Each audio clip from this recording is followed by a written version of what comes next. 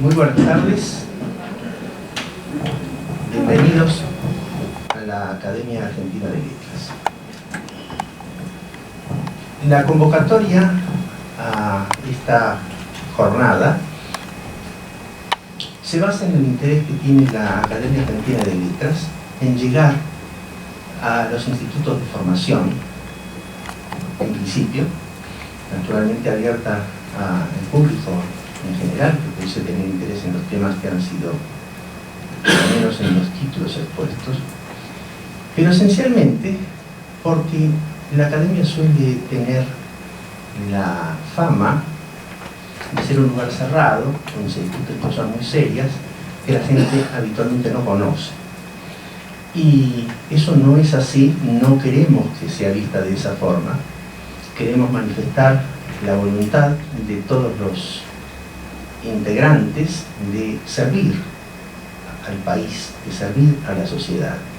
No tendría sentido que nosotros, que hemos llegado ya en general a una edad que nos permite ver hacia atrás una carrera cumplida, una vocación relativamente desarrollada, satisfecha, reunirnos quincenalmente para hablar de nosotros. La idea es que nuestro conocimiento mayor, menor, las reflexiones que aquí se hacen en torno a la lengua, en torno a la cultura en general, en torno al papel de la literatura, tenga resonancia, sobre todo en la educación, que es hoy una de las dimensiones más lamentablemente postergadas de una sociedad argentina que supo ser otra. Esa es la razón, es un primer inicio, y lo pensamos, recién estaba hablando con los colegas, lo pensamos en términos de una reunión a partir del cuarto año en que un grupo de estudiantes de un instituto de doctorado de Rosario vienen a Buenos Aires para visitar la Biblioteca Nacional y conocer este lugar. Muchos de esos alumnos han leído algunos trabajos nuestros o, bueno, de las personas que vendrán en la mesa que sigue, y seguramente tendrán inquietudes a las que naturalmente invitamos a sumarse a todos los aquí presentes. No es esta la ocasión, y eso quiero aclararlo, al menos en este formato, como se dice ahora, de reunión, de hacer exposiciones teóricas, que estamos habituados nosotros, precisamente es lo que solemos hacer, nos hemos dedicado a esto, en congresos especializados.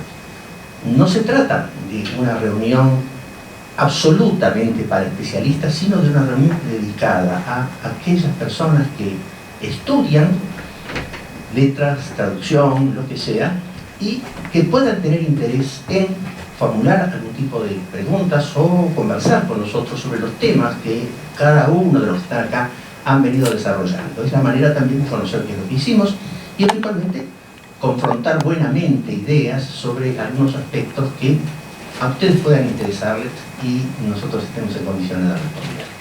De modo que lamento que alguno pueda haber tenido expectativas en cuanto a lecturas de ponencia, por ejemplo. No es esta la ocasión, no vamos a hacer eso. Probablemente una cosa no quita la otra, podemos organizar otro tipo de reuniones específicas en las que se haga lectura de un trabajo que a su vez suscite luego preguntas posteriores. Yo de todas maneras tengo que reconocer, mi experiencia al menos, es que cuando se trata de hacer una exposición, digamos, con comillas, científica, formulada en un trabajo con conclusiones o la exposición de un tema cerrado que se lee, mi experiencia, por lo menos hablo de 30 largos años, quizá 40, y haber estado en ese tipo de reuniones, no suelen formular tampoco demasiadas preguntas al final. Es mi experiencia, o no me las quisieron hacer a mí, estoy hablando por mi propia historia. De todas formas, no se trata de una justificación, sino de una descripción de lo que pretendemos con estas reuniones, que queremos que lleguen a la mayor parte, a la mayor cantidad posible de estudiantes, de doctorado, de profesorado, y que a su vez pueda transmitirse luego a otros como para que año a año vayamos incorporando a estas reuniones mayor cantidad de interesados. Esta es, reconozco, la tarde en la que mayor cantidad de gente tenemos. Yo estoy verdaderamente sorprendido y les agradezco a todos mucho la presencia aquí. No voy a seguir hablando, por lo menos de esto, y los invito entonces a aquellos que quieran formular una pregunta en torno a algunas de las disciplinas que nosotros cultivamos o con respecto a lo que hacemos en la Academia Argentina de Letras. Me acompaña el doctor Caballero, helenista, me acompaña la vicepresidenta de la Academia Argentina de Letras, la doctora Zorrilla, me acompaña la académica Elida Lois. Tengo que decirlo que hace muchos años fue mi profesora de latín en la Facultad de Filosofía y Letras. Estamos juntos. No hay necesidad de aclarar, yo quiero decir que hace muchos años, porque ustedes sabrán que yo estuve en la Facultad de Filosofía y Letras en aquellos años, yo era jovencísimo y ella también. Ella enseñaba latín entonces, después pasó por filología, después en historia de la lengua, después se dedicó a la genética textual, largamente a Vida y Obra y Milagros Secretos de Alberdi, de quien sabe todo, ediciones genéticas importantísimas, disciplina que ha cultivado y sigue cultivando hasta el día de hoy. Bueno, hecha esta presentación muy rápida, bueno, yo soy el presidente de la Academia Argentina de Letras porque no se consiguió nada mejor en ese momento, y me pongo entonces a disposición de ustedes para... sí. Muy bien, entonces invito a que se formulen preguntas a quienes les parezca. Sería bueno que dijesen... No sé sí.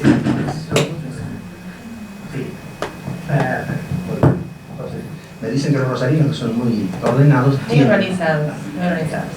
Organizadamente quieren hacer preguntas a algunos e insisto, todos están invitados a pedir aclaraciones sobre lo que digo, ampliarlo, etc. Puede ser una guía para que esto funcione. Por favor. Bueno, primero que todo, buenas tardes. Como ya dijo el doctor Moure, nosotros somos estudiantes de doctorado de inglés del Instituto Olga Cossetini de Rosario. Primero les queremos agradecer por el momento que se toman para nosotros. Y bueno, la primera pregunta es para la doctora Zorrilla. En este caso... La primera pregunta. Prepárese. Esto viene la así. Primera pregunta. Esto viene así, hay que desapocopar. Bien, ¿cómo es pertinente entonces? ¿Cuál es el valor de la enseñanza de la ortografía? Para mí es sustancial, primero por respeto a los que nos leen, segundo para lograr una redacción completa, rica, verdadera, porque si de algo, no sé qué palabra utilizar, si algo no existe hoy en la lectura de los libros es verdad, porque están mal escritos, no se preocupan los correctores de actualizarse, de hacer las cosas mejor y a veces deforman los textos, no tienen diálogo con los autores, o la ortografía es sustancial para todo. Bien, muchas gracias. Hola, buenas tardes. Mi nombre es Manuela y mi pregunta va dirigida al doctor Moure. En el libro Nuestra Expresión cita las palabras de Alberdi que dice: la lengua argentina no es, pues, la lengua española, es hija de la nación española, sin ser por eso la nación española. ¿Por qué cree que en las escuelas se siguen adoptando ciertas medidas con respecto a la lengua, como por ejemplo dictar las consignas con el pronombre tú? La actitud de Alberdi hay que ubicarla históricamente en el siglo XIX, que había logrado la independencia política y estaba bregando con muchas dificultades por una independencia cultural, pero los países de Hispanoamérica con gran inteligencia, no sé si deliberada, si bueno, fueron ayudados por algún lado bueno, decidieron que el idioma debería ser siendo un elemento de unión que aunara intereses espirituales, históricos, comunes. De modo que la independencia de más de una veintena de naciones, independencia política, no impidió que todos siguieran compartiendo esa lengua. Existió desde entonces lo que yo llamo una especie de rémora, de fantasmagoría, que implicaba suponer que la modalidad de la península era mejor, debía ser defendida, era la legítima, y se veía al conjunto de las variedades americanas como una suerte de desviaciones que era mejor evitar y que debían corregirse. Desde el punto de vista lingüístico, es un disparate, cualquier lingüista hoy lo sabe. Las naciones desarrollaron su propia historia, pero no siempre consiguieron sacarse de encima ese pequeño estigma impuesto por la historia, por la larga tradición, que llevó al hecho de que en muchos países se hicieran exigencias, tuvieran exigencias de la educación que son inviables. El ejemplo que acabas de dar es definitivo. Es muy viejo el uso del voceo en el Río de la Plata, y sin embargo la intención de sustituirlo por el tú ha sido permanente hasta los años 60. Y estoy seguro que Elida Lois ha de haber conocido más de un profesor o profesora que trataba a sus alumnos de tú. En la escuela primaria se lo exigía también durante bastante tiempo, de modo que el maestro trataba de tú al alumno y de vos a su compañero de grado cuando salía a hablar con los colegas. Un disparate, es decir, la imposición de un pronombre que no se empleaba. Me preguntan cuál es la razón. Yo creo que es simple. Bueno, hoy día ya eso no existe afortunadamente, pero es importante tener en cuenta por qué surge, por qué es importante tener en cuenta que eso no es viable en la historia de los países hispanoamericanos o de cualquier país independiente. El uso del vos no afecta en absoluto la unidad del idioma. Y por el contrario, imponer un pronombre que no queremos usar, sí, puede afectar una identidad, puede malherirla, puede hacerle sentir al hablante que está equivocado, que está cometiendo un error. De modo que entiendo yo que a esta altura todo esto ya está superado, debería estarlo. Y digo debería porque no hace demasiado tiempo, comento una anécdota, un colega, un ilustre historiador, 10 años atrás, quizás no hace tanto, estábamos en este mismo lugar. Vino y me dijo: ¿usted quiere saber que yo he visto en un cartel, en una publicidad, comprar no sé qué cosa? Claro, yo no entendía. Y digo, sí, ¿cómo va a decir comprar? Yo seguía sin entender. Me dijo, vos, ¿cómo va a usar vos? Y yo le digo, ¿usted qué usa con su esposa, con sus hijos? Bueno, pero no lo van a poner por escrito. Bueno, ahí está probablemente en la ilustración más paladina de lo que estoy diciendo. Es decir, la idea de que es algo que debe evitarse, la escritura lo está legitimando y no debería ser así. Es un pequeño ejemplo. Sobre el voceo se puede hablar claramente, pero se puede extender esto a otros usos, a ciertas imposiciones que en lingüística tienen una vida muy corta. Es muy poco lo que puede imponerse. Ya hablaremos de eso seguramente. Pero bueno, espero haber contestado al menos porque tengo que dar lugar a mis colegas. Disculpen. Muchas gracias.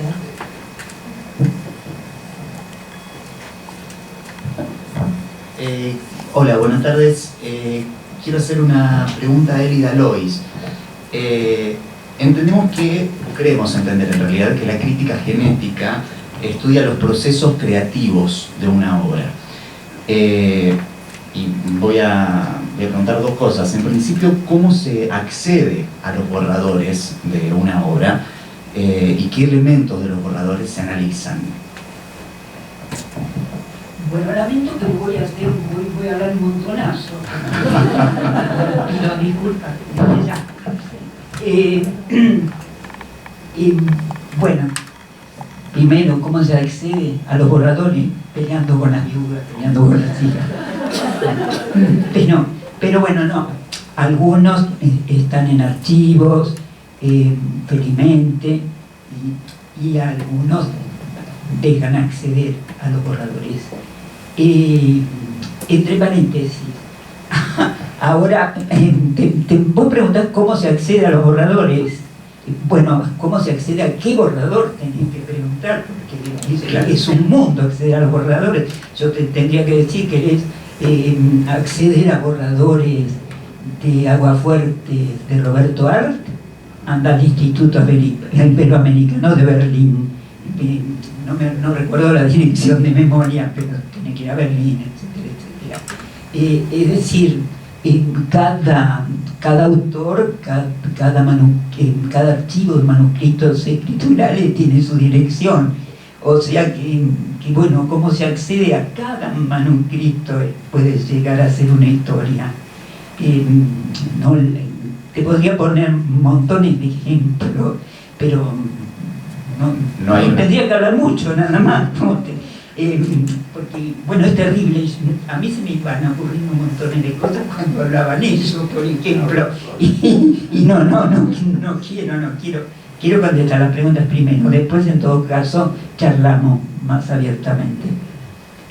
Seguí preguntándome, porque había algo más en tu pregunta. Sí, la otra pregunta era ¿qué elementos de los borradores se analizan? Bueno, ahora te muestro un ejemplo, por ejemplo, uno al azar. Bueno. Entonces, veamos, ¿para qué vamos a los borradores? Vamos para armar ediciones. Y ediciones, hay tres clases de ediciones. Hay ediciones críticas, ojo, estoy hablando de ediciones preparadas con recaudos académicos, ¿no es cierto? Porque sobre eso me estás preguntando, se sobreentiende, ¿verdad? Entonces, por ejemplo, ¿quién es para ustedes el mayor escritor argentino? Julio Cortázar.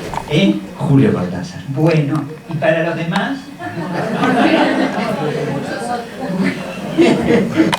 Ay, me encantaría, mira, si yo supiera que me ibas a preguntar eso, hubiera venido con materiales de Cortázar, pero no, traje lo que pude. Y ya vine bastante cargadita. Y me ayudaron acá con libros de la biblioteca. Pero mira, lamento porque te hubiera mostrado un embrión textual de Rayuela que te hubieras caído muerto. De manera que entonces me apoyo en lo borgiano, si me permitís.